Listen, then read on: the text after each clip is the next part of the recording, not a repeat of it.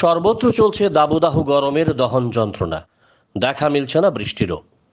প্রচণ্ড গরমে হাঁসফাঁস অবস্থা সাধারণ মানুষের। বৃষ্টির জন্য হাহাকার জমিয়াদের মধ্যেও। বৃষ্টির অভাবে জমিয়ারা জুম চাষ করতে না পারায় চলতি বছরে জমিয়াদের ঘরে ঘরে যে অভাব অনটন নেমে আসতে চলেছে তার বলার অপেক্ষা রাখে না। প্রসঙ্গত ধলাই জেলার গন্ডাছড়া মহকুমা। গন্ডাছড়া মহকুমায় যেমন সিংহভাগ জনজাতিদের বসবাস, তেমনি সিংহভাগ জুমিয়া পরিবার। সিংহভাগ জনজাতিরাই জুম চাষ করেই নিজ নিজ পরিবার পরিজনদের প্রতিপালন করে থাকেন।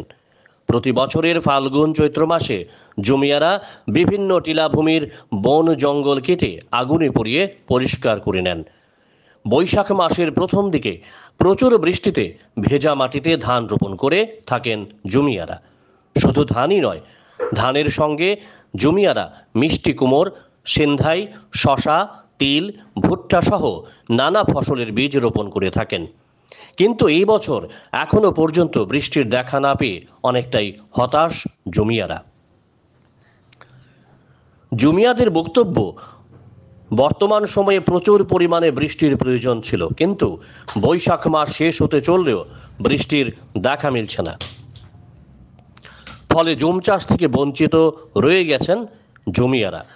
জুম চাষের আশায় প্রতিটি জুম টিলায় জুম ঘরও নির্মাণ করে নিয়েছেন জমিয়ারা, কিন্তু বৃষ্টির দেখা না পেয়ে প্রত্যেক জমিয়ার চোখে মুখে হতাশার ছাপ।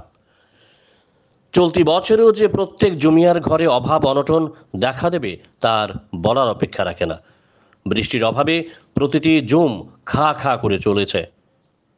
প্রচুর পরিমাণে বৃষ্টির জন্য প্রার্থনা করে চলেছেন জমিয়ারা।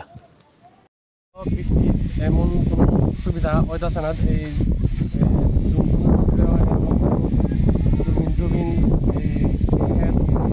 লাগানোর সিজন হয়ে যায় থাকে মনের মতন বৃষ্টি নাই, এর কারণে অনেক অসুবিধা হবো।